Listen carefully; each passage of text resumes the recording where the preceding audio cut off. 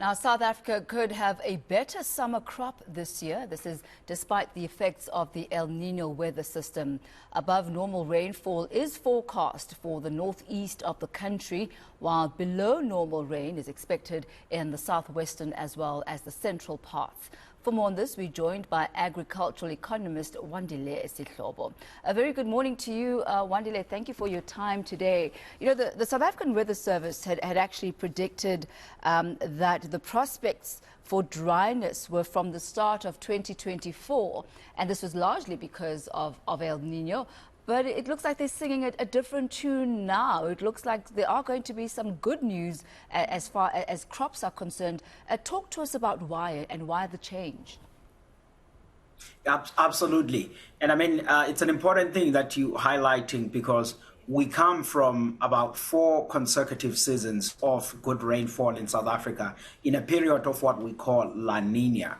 And this time around, we saw the estimates in as far as the start of this year saying, look, we may now be transitioning when we the 2023-24 summer crop season and moving to what we call El-Nino, which typically then would mean that below normal rainfall across South Africa. And this was a worry, of course, because if you combine load shedding with less rainfall, that could present some complications for our agricultural sector that either needs higher rainfall or heavy irrigation in some areas.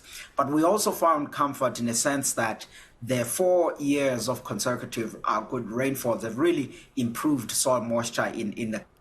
But what now the South African Weather Service have recently said to say, look, we think actually these good rains could continue until somewhere around about March or so next year, particularly in the east and the central regions of the country. We think that will be very helpful, and it will mean that we may have a decent agricultural season.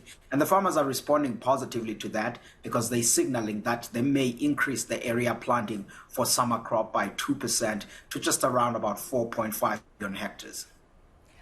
How does this prediction affect the normal day-to-day functioning of the farmers and their usual patterns as far as the planting season for their crops?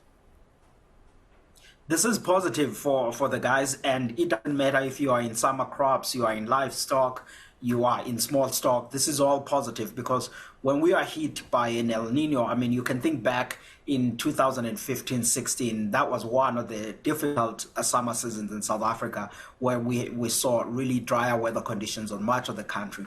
And we had a mild El Nino in 2018. If you think about that season, it was not as favorable. And it doesn't matter if you were in crops again or you were in livestock, because at the end of the day, needed that good rainfall. With this one now saying, look, things will be slightly more favorable, it does mean then that conditions would really be good for the guys. There are disruptions in certain periods. When there's heavy rainfall, of course, it does mean that planting may be delayed in certain weeks. But overall, look, in totality, I would say this is a positive development, and there is optimism amongst the agribusinesses and their farmers when we're talking with them about the weather prospects, as well as what they are planning to do, and some are already doing. Because in the eastern, central, and even in some of the region in the western South Africa, people are already busy on the ground and planting and taking advantage of this moisture. Because you may remember that we also need good rainfall right after planting and somewhere around about February, end of January, which is a pollination or flowering stage of the crop where you need really some good moisture. And we think both of those cycles will fall within the rainfall patterns, and that could lead us to have a decent crop. So you say decent, and you use the word decent crop, Wandile. Would it then be overly ambitious to say we could get a bumper crop season, perhaps even better than normal, abundance in the marketplace as far as crops are concerned for the season? I'm using the word decent to basically mean that we're likely going to be above average. Take, for example, our stable grain maize. Average harvest on maize is usually around about 12.5 tons in South Africa, and our annual consumption as a country, it's about 11.8 million tons. The estimates that I've seen from a lot of guys in the market, they are saying we may have about 15 million tons of maize, which will be down from the current season, which is at 16.4 million tons. But still, it's not a crop you could call it as decent, that it is above average, and it will mean we remain net exporters. The numbers that we're sitting with at the Agricultural Business Chamber is a of anywhere around about 14 to 15 million tons. That's above average, and even on other summer crops. So you may say, I'm cautious to say bumper, because then by that you also implying that it is above some of the harvests that we have seen. But I think we will see a slightly smaller crop than what we harvested in 2022-23, but it will still really be favorable and make sure that South Africa has sufficient supplies for the domestic market. We also continue to stay comfortable for exports, because we are deepening the export markets and we're doing really well on that. There's one section, though, of the country that I think it's important to monitor. That's the western regions of the Northwest, because the soil moisture isn't as favorable.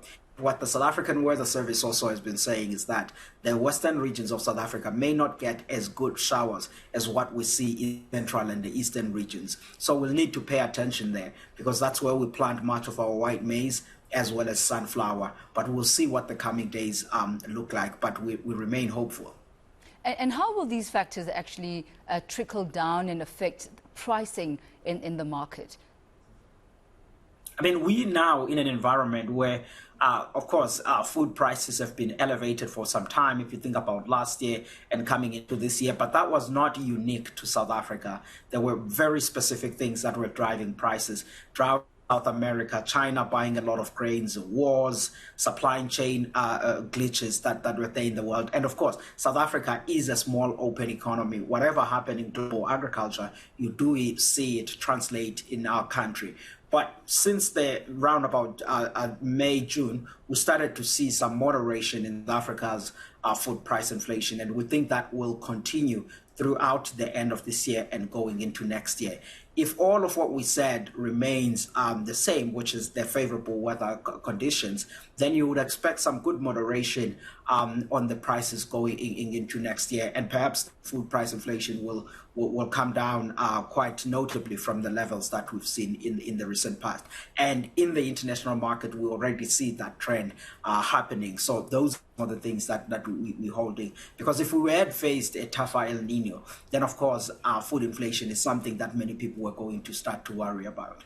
And thank goodness, it looks like we've got very little to worry about as far as that's concerned. Thank you so much for your insight this morning. Very much appreciated. That's Wandile Sihlobo, agricultural economist here, really highlighting that because of the 4 years of consecutive rainfall, we really don't have much to worry about. We can still be expecting a decent crop and no expectations really of the hike in food prices.